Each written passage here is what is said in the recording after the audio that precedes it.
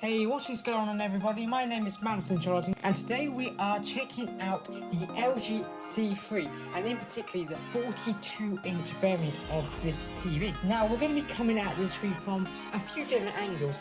First we're going to take a look at it and actually review it as an actual TV, and then we're going to take a look at it at the other reason why I purchased this display, and that is as a computer monitor. With it being 42 inches, I found it was a perfect size to be used in a PC gaming setup, so I thought, let's check it out, let's put it into the setup, let's see how it stacks up compared to traditional monitors and other high-end gaming TVs as well, such as the Samsung S95C. So without further ado, let's jump straight into this review and check out the LG C3 42.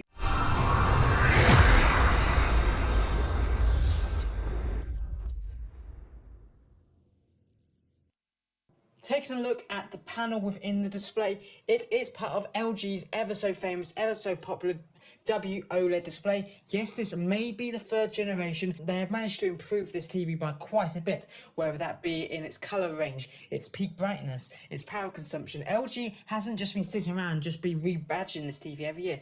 They've iterated upon it each year, and we'll get into the improvements later on in today's video. This TV is Ultra HD, coming in at 2160 by 3840 pixels, which is the standard that we've seen on consumer 4K panels, and it has a rated refresh rate of 120 Hz with all the modern day goodness such as variable refresh rate, and it also comes with the Alpha 96 video processing chip, which is a major benefit for this panel, which is why it's also great as a computer monitor and a gaming beast. So taking a look upon the TV, let's look at our I/O and connectivity it gets.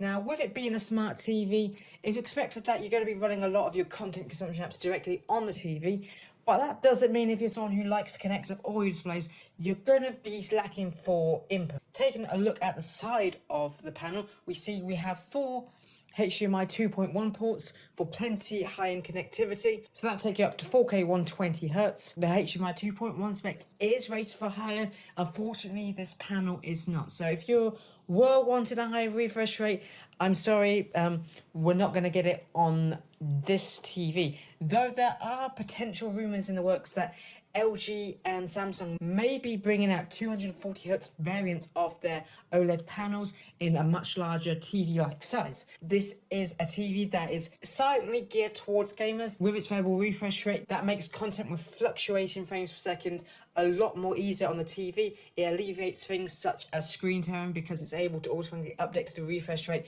of the content, whereas traditionally on certain computer monitors and old computer monitors, you had a fixed refresh rate, and if your content wasn't matching that refresh rate, you would introduce something called screen tearing, which is basically when the content's not running in match with the refresh rate of the panel, and you would see the frames jump and tear trying to keep up with the refresh rate of the screen. Essentially, it could be filling in blank content and being stuck when there's no information to update those pixels. But whereas with variable refresh rate, we are able to automatically update the refresh rate of the display itself and not being bound purely by the content. And other awesome features for gaming includes NVIDIA G-Sync and AMD FreeSync. It's great that they've included both FreeSync and G-Sync on this display. Now, a lot of computer monitors in the past, you had to make the trade-off, do I want one with FreeSync, do I want one with G-Sync? For example, this monitor, this LG monitor behind me here, only supports NVIDIA G-Sync. So if you're someone on an AMD GPU, I am sorry if you bought this, but if you bought the LG C3, then if you got AMD, you got Intel, you got NVIDIA, it has the ability to accommodate for both types of users. And with AMD FreeSync being an open standard as well, you're not just going to be limited to whether you have a Radeon graphics card or a NVIDIA RTX graphics card. You're going to have full support for this brilliant technology wherever you go. And it's good to note that this TV is also rated for HDR10 and also has the ability to support Dolby Vision. Let's take a look at what else we get in this TV, and that is some built-in audio. Now, traditionally, TV speakers, display speakers, they don't really have the best speakers when it comes to what's integrated. Usually people would buy soundbars and stuff. Luckily, the speakers on the TV aren't too bad. Yes, they're not the best. For example, they're not as good as the speakers on my S95C. The speakers on that are incredible. And to be honest, unless you spend over £1,000 on a soundbar, I find that a very impressive speaker package. Whereas on the C3, yes, the speakers are decent, though I can't really say they're fantastic. Probably if I spent a little bit of money on a soundbar, it'd probably put out better audio compared to the S95. It's decent to get you up and going, though. For my personal recommendations, yes, the speakers are good enough. They got decent levels of bass. The high ends a little bit blown out, a little bit distorted, but I'd say the low ends to the mid frequencies are pretty decent. Though compared to the S95, it's a night and day difference. Personally, if you were getting this TV, I'd recommend eventually picking up a soundbar when you can afford one. Though they're good enough to get you through until you can have that awesome audio upgrade. And it's great to see that this TV also supports Dolby Atmos and also has a bunch of other Dolby audio standards, and it also supports DTS audio as an alternative to Dolby audio. But it's great to see that it supports both standards yet again. You're not having to make a trade-off. You're not buying this TV and think, oh, I can only use this soundbar or this other soundbar. It's great that they're very inclusive on this TV for any use case. Now, traditionally, I've not really had too much experience with smart TVs. I've only ever had Samsung smart TVs before, and compared to Samsung's OS, I much prefer Web OS. Though, please, LG, I know you want to support your own software, but Android TV is just so much better. And I just wish that more TV makers would include Google and Android TV as the operating system. Though Web OS is not bad by any stretch of the imagination. But once we set up the TV, the annoying thing is it wants us to create an LG account. Now with Samsung, I could bite my tongue and I could say, okay, I will sign into your TV. Why? Because I already have a Samsung phone. Okay, I've already got an account. You've already got me once, Samsung. Fine, have me on the TV as well. That's the only reason why I went through all the sign up on that TV. But with LG, the first thing they want you to do is create an LG account. And I was like, what am I going to use this for? I've got an LG TV. It's not like you're going to make phones anymore. So the whole interconnectivity of an LG ecosystem just simply doesn't exist. So there was no reason to it. Though luckily LG do allow you to skip all these steps, so you don't have to be connected to an LG account. I just found it a little bit pushy when setting up the TV. But I want to test this TV as an actual TV. And the way we're going to do this is by comparing it to the Samsung S95C TV. So let's take some measurements of peak brightness both in SDR and HDR content. So let's start off with SDR content. Now, these panels don't really shine as well as they do compared to traditional LED panels when it comes to SDR content. Now, this TV only had a peak brightness of 237 nits when it came to SDR content, whereas the S95B from Samsung, which uses their QD-OLED technology, so there's some very differences in the panels themselves, has a peak brightness in SDR content of 249 nits.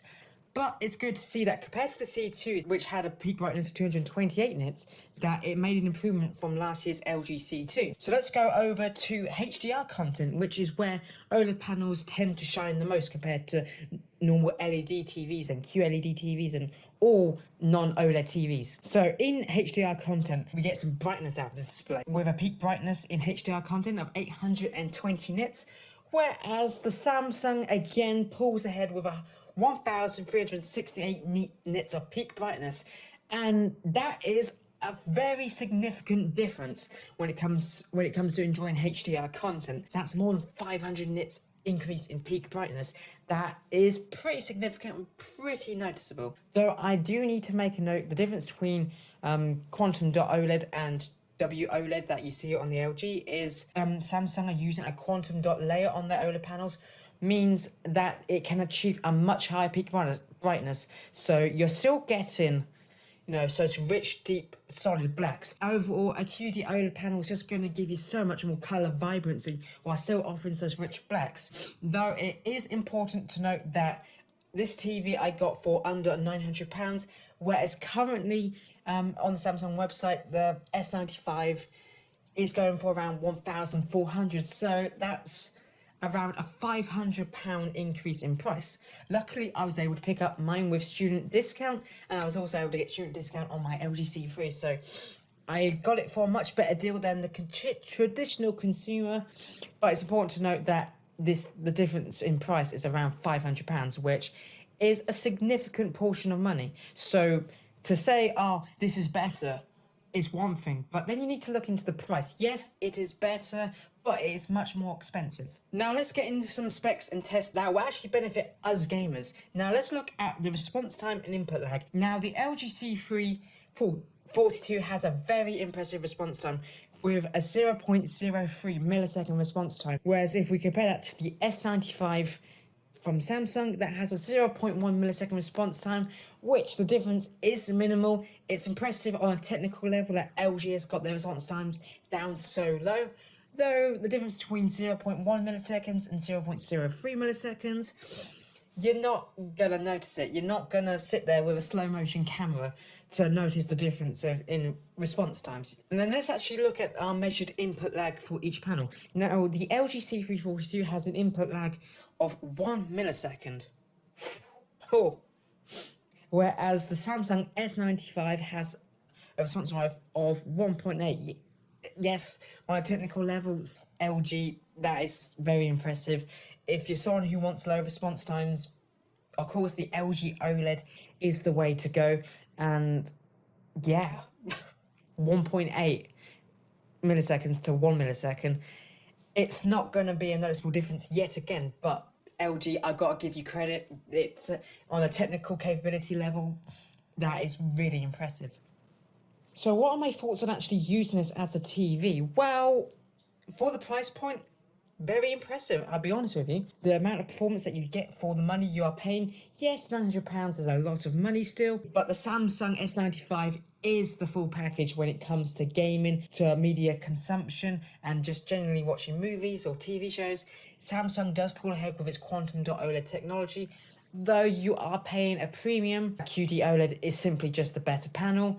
It has the better overall package in terms of the speaker set, though the software experience isn't as great as you would get on WebOS, so LG does win the software battle in that respect. So personally, if you want the ultimate living room experience TV, I would recommend QD-OLED over traditional OLED just because of how much brighter it gets. But I'm willing to look past this for how I intend to use this panel.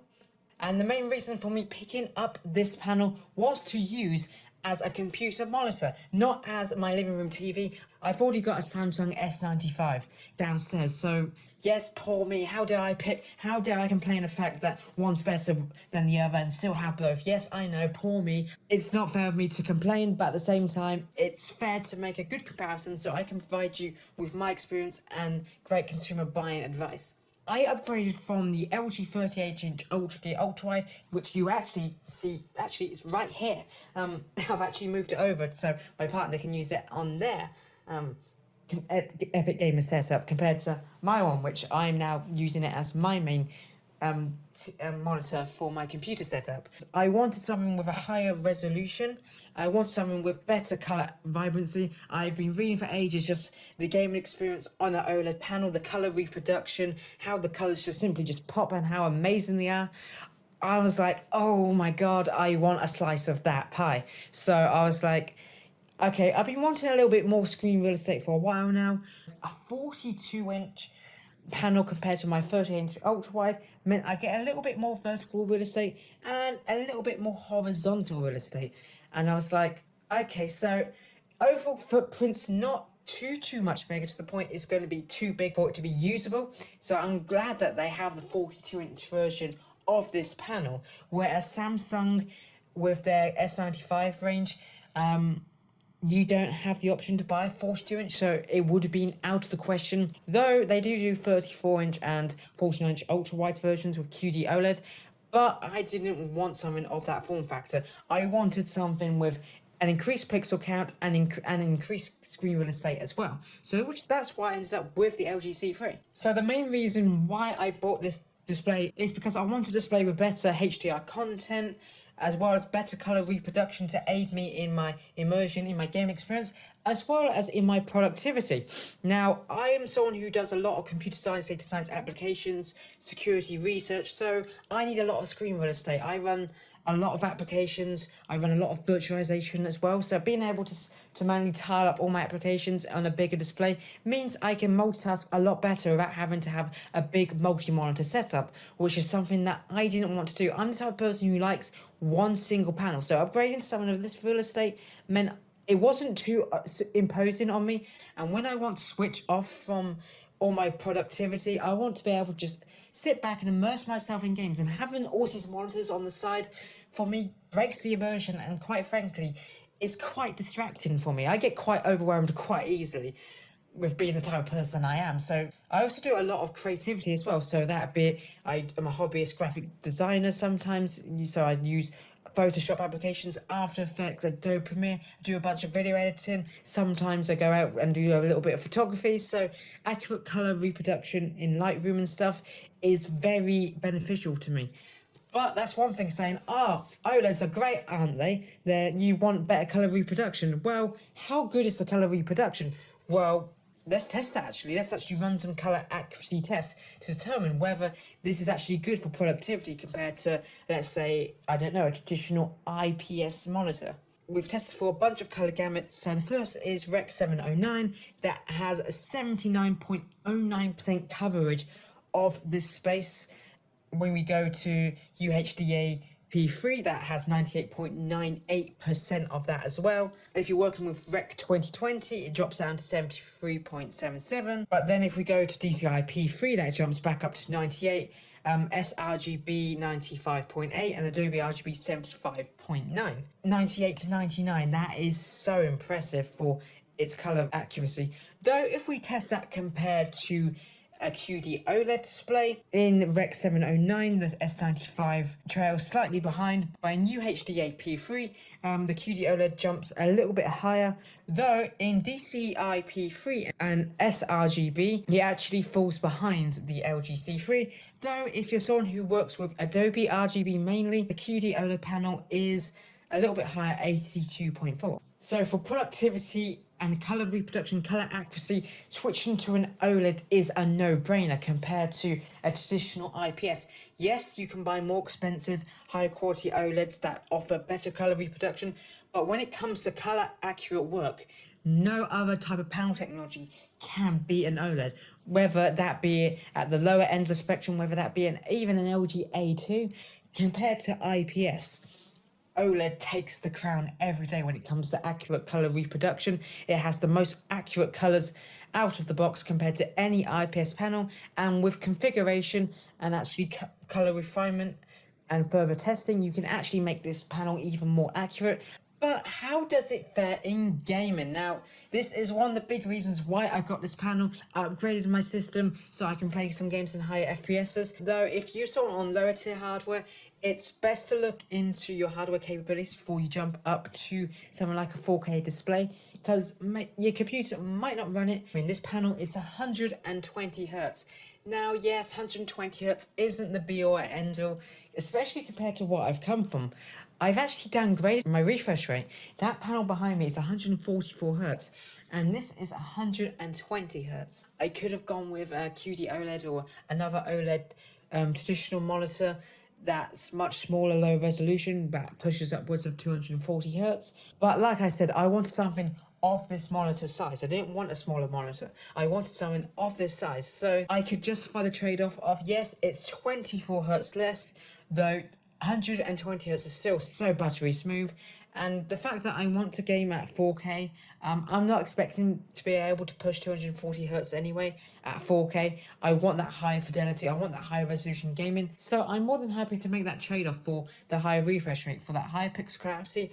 And also, I'm getting improvements in response times, so that may make me a little bit of a better gamer. Though, yes, I do like to play competitive shooters for fun. I'm not like uber competitive. No, not to blow my own horn. I like to think my FPS skills are pretty decent. But once I've jumped into gaming, my god, the immersive experience of this display is just fantastic. The fact that this covers pretty much all of my peripheral vision, so I feel immersed in the content. The rich deep blacks to the vibrant colours gets me so immersed in the experience of this panel. Yes, the refresh rate might not be as high. Just everything about this game experience just fills me with so much joy, just seeing how awesome content finally looks. I am finally, yes, my IPS panel was great, but with this HDR OLED panel, I'm finally seeing content how it was meant to be seen. My eyes, I feel like I'm jumping into I feel like I'm literally looking into a window into another better dimension. Like, I just can't get over just how awesome this TV is as a computer monitor. I'm so glad I upgraded to it. It covers everything I ever wanted to do. Increased productivity to more immersive, better gaming. This is something that I can sit at my desk, get properly immersed in an FPS, and then if I want to relax, pick up the controller, put my chair back. This is wonderful. There are some drawbacks when it comes to OLED panels compared to even QD-OLED. This is still LG's first generation WOLED, so it is susceptible to what is called burning. So if the pixels remain the same for a certain amount of time, eventually that light can actually shine through and actually burn in onto the glass itself. For safety things, you don't want to have static content on there prolonged for so long. You don't want to essentially leave a static image off, go away for a day trip or anything, come back. Yes, it may be okay, but I would still be act on the side of caution. Things like certain overlays like MSI Afterburner, you don't want to be using that constantly just because you don't want to risk that overlay being burned in on the panel. LG have made improvements to burning and have alleviated some issues when it comes to it developing so early on the C3, though we have to wait to the second generation OLED next year from LG, which is something that Samsung have been able to actually alleviate a lot more on their QD-OLEDs. Yes, QD-OLED is still susceptible to burning, though with the quantum dot layer it makes it far less susceptible. Though for the most part, if you take good care of your monitor, you don't act irresponsibly, you don't make stupid mistakes like leaving it on the same still for like hours on end, just common sense practices when it comes to any type of monitor care, you should be okay. So to give my closing thoughts, the LG C342 is a fantastic display. Whether you want to use it as a little TV, or if you want to then upgrade your computer monitor setup without, spending like loads of money on the QD-OLEDs and you want something with a bit more larger screen real estate, this is also a fantastic computer monitor. If you were to upgrade to this as your computer monitor, I cannot see you going wrong unless you're someone who is so competitive. You run CS:GO at like 500 hertz. Like you need that. This panel's not going to be for you. But for the average gamer, for the average content consumer, this I cannot recommend this enough as a computer panel. Though this does get me excited for the future generation of OLED technology. I can't wait to see what LG has in store for us next year when it comes to their OLED display technology, what that means for the consumer market. I'm also looking forward to see what the future of QD-OLED, and maybe Samsung, you might tempt me a little bit if you were to bring out a 42-inch version of the S95 or the next generation of QD-OLED displays. If Samsung, you brought out a 42-inch, that's going to be so tempting. But we work with what we have today. But if you want a computer monitor that's going to be pretty much perfect for every scenario when it comes to computer desk use, then for now, the LG C3 gets my personal recommendation for a large content consumption monitor, as well as the perfect mix for gaming as well. Though keep an eye out for the upcoming Black Friday and Christmas deals, because if this drops below £900 again, my god, that is a no-brainer. Anyway guys, my name has been Madison Charlton, and I hope you've enjoyed today's review of the LG C3 OLED 42-inch. I'm super happy with this upgrade, as you can probably tell. Let's draw up a discussion. Let me know what is your perfect monitor. Tell me what you think the perfect monitor, the perfect world would be for your ideal monitor, from panel type, size, specifications, refresh rate. Let me know in the comments down below. Anyway, I have been Madison Charlton. I really hope you've enjoyed today's review, and I hope to see you soon in another video. Thank you very much for watching, and I will see you another time.